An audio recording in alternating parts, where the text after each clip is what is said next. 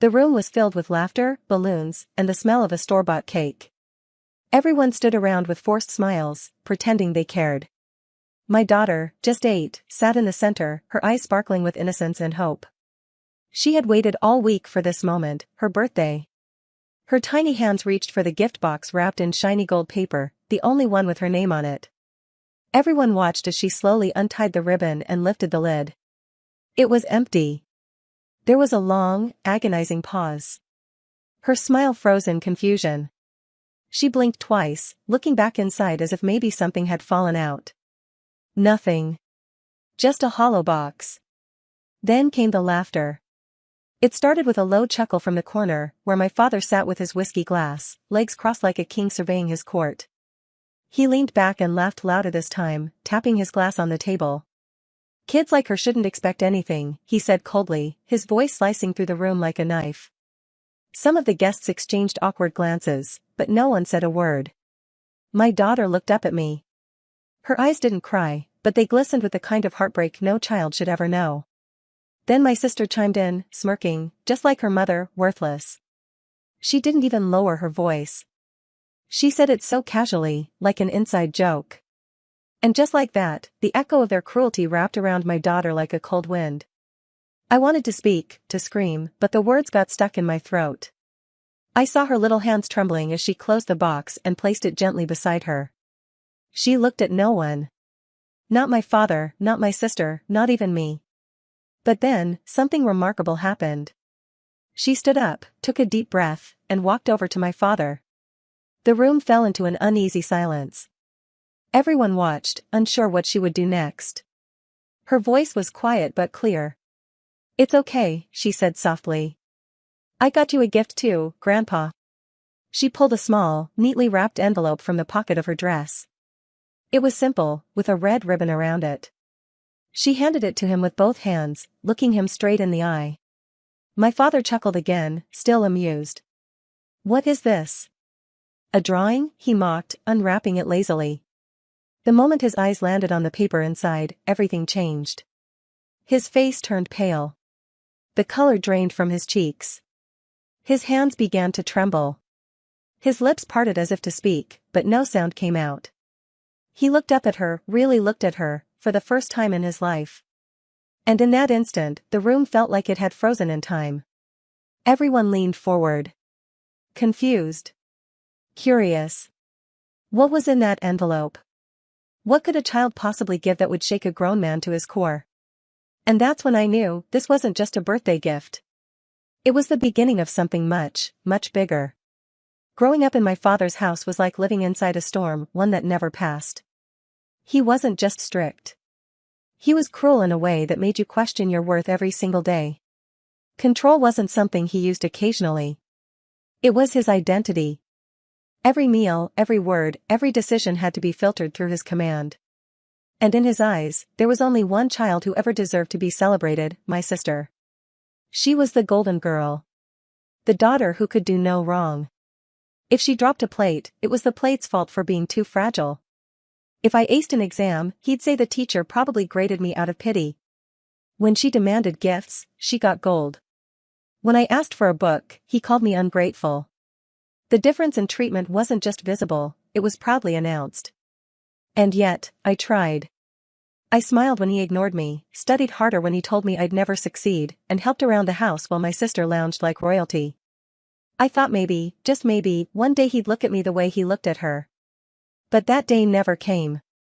Even after I got married and moved out, his voice haunted me. At family gatherings, he'd say in front of everyone, "She finally found someone desperate enough to take her." My husband would squeeze my hand under the table, silently reminding me that I was loved, but my father's words stayed long after the guests left. When my husband died in a car crash, everything fell apart. I had nowhere to go. No support system. Just a widow with a 6-year-old daughter and a lifetime of emotional scars. I had to return to the one place I never wanted to go back to, my father's house. But this time, I didn't come alone. He let us in, but not with warmth, more like someone allowing a stray dog inside during a storm. From that day, I wasn't a daughter anymore. I was a servant. I cooked, cleaned, ran errands, and took orders. And my daughter watched it all. Watched me being scolded like a child. Watched my sister float through life with makeup, manicures, and meaningless praise. She had her own room, designer bags, breakfast in bed. We slept in the attic with a leaky roof and a thin mattress on the floor. But my daughter never complained. She just watched. She saw it all. Absorbed every insult. Every eye roll. Every time her mother was told she was nothing.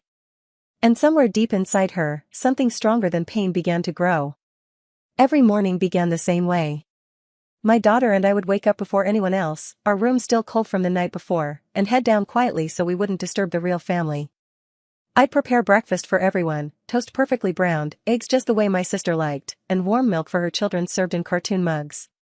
My daughter? She got what was left, sometimes just crumbs, sometimes nothing. She never asked. She'd just nod when I told her to be patient. My father never acknowledged her presence. He would walk right past her as if she were invisible. No good morning, no eye contact, not even a glance. But if my sister's kid so much as sneezed, he'd rush over with tissues and a smile. They had everything, tablets, toys, new clothes every week. My daughter had outgrown shoes and faded uniforms. When her school requested a new project kit, I overheard my father laughing, "Why waste money on someone who won't become anything?" My sister made sure to remind us where we stood. "She can clean up the playroom," she'd say after her kids left behind a mess of snack wrappers and crayons. "It'll build character." And my daughter, without hesitation, would clean up quietly while the others played video games. Her school awards? Laughed at. "Oh, top of her class?" my father scoffed once. "That school must be pathetic if she's their best." Her handwriting certificate was torn up accidentally. Her drawing for the family fridge got replaced with my sister's son's scribble. Even the clothes she wore became jokes. "She looks like a little orphan," my sister whispered loud enough for everyone to hear. But then again, look at her mother. I wanted to speak. To defend her. To fight. But years of being shut down had trained me to stay silent. Every time I tried, I was reminded that we were only here out of pity. I was scared of being thrown out, of my daughter sleeping on the streets, of having nothing. But my daughter? She didn't cry. Not once. She'd come home from school, quietly do her chores, eat what was left, and then go up to our attic room. There, under the dim yellow light, she would pull out a small, leather-bound diary from under her pillow and start writing. Every single night. Words spilled from her pen like they were healing her. I once asked her what she was writing. She looked up and smiled faintly. "Just thoughts," she whispered. But I didn't know then. I didn't know those words were more than just thoughts. They were a plan. The day had finally arrived, my daughter's birthday. She had turned 11. 11 years of quiet resilience, of swallowing pain and offering smiles in return. I wanted this day to be different. Even if just for a few hours. So for weeks, I'd saved every coin, skipped meals, and even sold an old bracelet just to buy her a simple gift, nothing grand, just a small music box she had once admired in a shop window. I wrapped it carefully in colorful paper with a purple ribbon, her favorite color, and tucked a tiny note inside, "To my brightest light, keep shining." But I should have known better. My sister announced she was throwing a family gathering for the occasion. I was surprised but cautiously hopeful. Maybe, just maybe, they were turning a new leaf. I helped decorate the living room, laid out snacks, baked the cake myself, and dressed my daughter in the best outfit we had, an old frock I'd carefully washed and ironed to make it look new. Her eyes sparkled with quiet joy. She whispered, "Thank you, Mama," and hugged me like she hadn't done in months. The party began. Laughter, clinking glasses, fake smiles. My sister's kids tore through the snacks like wild animals while my daughter sat quietly, waiting for her turn. Then came the gift-giving moment. Everyone gathered around as I handed my daughter the little box with trembling hands. She looked up at me, her eyes shining, and slowly untied the ribbon. She lifted the lid, only to find it completely empty. Confused silence. Then I saw it. The smirk on my father's face. He turned to the room and said loudly, "Kids like her shouldn't expect anything. She's lucky she even has a roof over her head." My heart dropped. My sister leaned in, laughing, just like her mother, worthless. A few guests gave awkward chuckles. Others looked away. I stood frozen, every cell in my body burning with humiliation. My daughter stared at the empty box, her lips pressed together. Her small hands trembled as she closed the lid and set it aside. For a second, I thought she'd cry. But she didn't. Instead, she stood up, brushed her dress smooth, and walked over to my father with grace that didn't belong to someone so young. "It's okay," she said softly, "I got you something too, Grandpa." The room fell silent. Even my sister's kids paused mid-chew. My daughter reached into her pocket and pulled out a small white envelope. With steady hands, she held it out to my father. "Happy birthday to me," she said with a smile that was too calm. Too sure. My father took it, confused. "What is this?" She didn't answer. She just stood there, looking up at him, her eyes still damp but filled with something I couldn't recognize. Power. He slowly opened the envelope. And as he pulled out the paper inside, I saw it. The color drained from his face. His hands began to shake. Something inside that envelope had shattered everything he thought he controlled. The envelope felt light in his hands, but the moment my father pulled out the contents, the air in the room shifted. His fingers trembled as he unfolded the first page, a legal document, stamped, signed, and very real. His eyes darted over the words, and within seconds, all the arrogance drained from his face. The confident, cruel man who had mocked a child moments ago now stood pale, as if he had seen a ghost. Silence fell over the room like a curtain. What is this?" he muttered, his voice barely above a whisper. Everyone leaned in. The second paper slipped from the envelope, an old photograph. A younger version of my father stood next to a government official, shaking hands, smiling too wide. But what caught everyone's attention wasn't the handshake, it was the land registry form in the background, caught in the frame, showing a name no one recognized at the time. Then came the third item, a letter, written in my daughter's neat handwriting. "Dear Grandpa, I know you never wanted me to have anything. But I wanted you to have the truth. This land you boast about, the one you threaten everyone over, it's not actually in your name. Years ago, you registered it under a fake name to hide your tax fraud. That name? You used the initials AS to cover your tracks. That's me. Ania Shah. Which means the land is mine now." Gasps. My sister dropped her glass. It shattered on the floor, but no one noticed. Her mouth opened, then shut, like she wanted to scream but couldn't find the words. My father's knees buckled slightly. He reached for the table to steady himself. "She's bluffing," he barked, his voice cracking. "This is fake." But one of the guests, a lawyer and an old friend of the family, stepped forward and picked up the document. He examined it closely. "It's legit," he said quietly. "Every signature, every seal, it checks out. This land is legally under her name." My father looked like he might faint. The same child he had mocked, humiliated, and disregarded had now just pulled the ground out from beneath his feet, literally. That land wasn't just property. It was his pride. His legacy. His empire. And now, it legally belonged to an 11-year-old girl he called worthless. My daughter didn't gloat. She didn't smile. She just looked up at him and softly said, "You always said I don't deserve anything. I just wanted to prove you wrong." That single line sliced deeper than any insult ever could. And that was only the beginning. The living room was still frozen in disbelief, but my mind began to race back, trying to understand how. How did my little girl, my quiet, soft-spoken daughter, manage something so monumental without anyone noticing? The answer came in flashes, like pieces of a puzzle that had been right in front of me all along. Late nights when I thought she was asleep, I'd see her light on under the blanket, her small hand scribbling furiously into a notebook. I assumed it was her diary, a place to pour out her pain. But it was more than that. It was a plan. I remembered the day she came home from school with shining eyes and said, "Mama, Miss Sarah said I'm really smart." I had smiled, thinking it was a sweet compliment from a kind teacher. But what I didn't know was that Miss Sarah wasn't just praising her, she was listening, paying attention to a child who spoke very little but observed everything. When my daughter finally told her, in a soft whisper, "My family treats us bad, and I think my grandpa is hiding something big," Miss Sarah didn't ignore her. Instead, she gently connected her with a legal NGO that helped women and children in vulnerable situations. From there, the game had begun. Flashbacks painted a different version of the girl I tucked into bed each night. She wasn't just a silent sufferer, she was studying. She read property laws, learned about legal loopholes, asked questions no 11-year-old should even understand.